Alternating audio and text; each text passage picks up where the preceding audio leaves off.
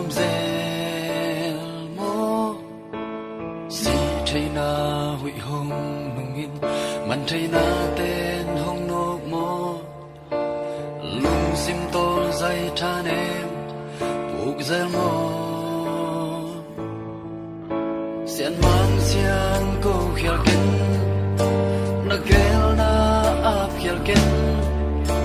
na trung na te xian in hồng dong đi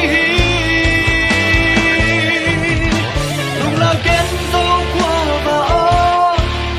dây tha bắt băng đến giặc lâu o xian mang dây tha to có mà chẳng xóa đi bạc sân na bay bằng thềm in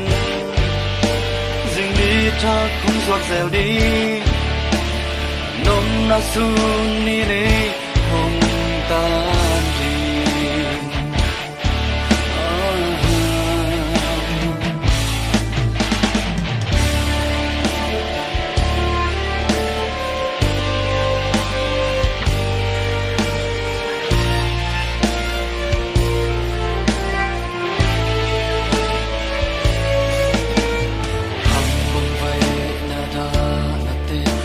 quạt lao na loan khi té đại băng hùng theo sắc thế xiên mang ai làm mệt nề lâu té bằng ít lùng nêu khát xia khắc côn kén xia nên chi bằng hồng té lo sai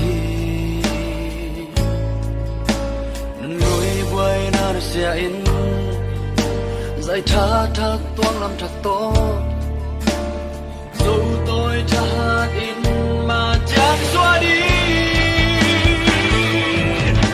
lúc lao kết dấu qua vỏ dạy tha bắt băng em giặc lâu ó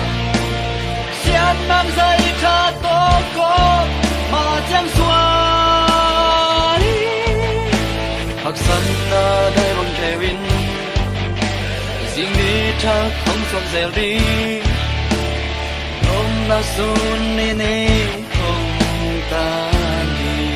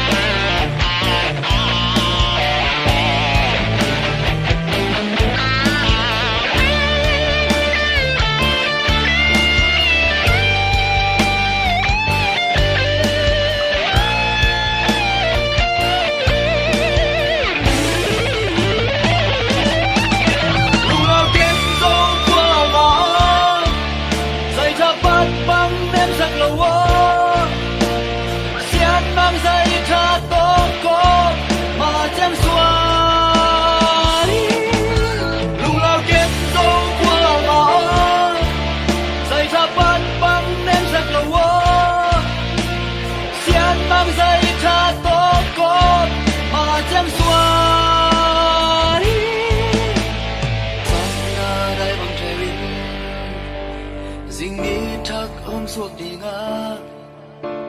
nốt na sun ni ne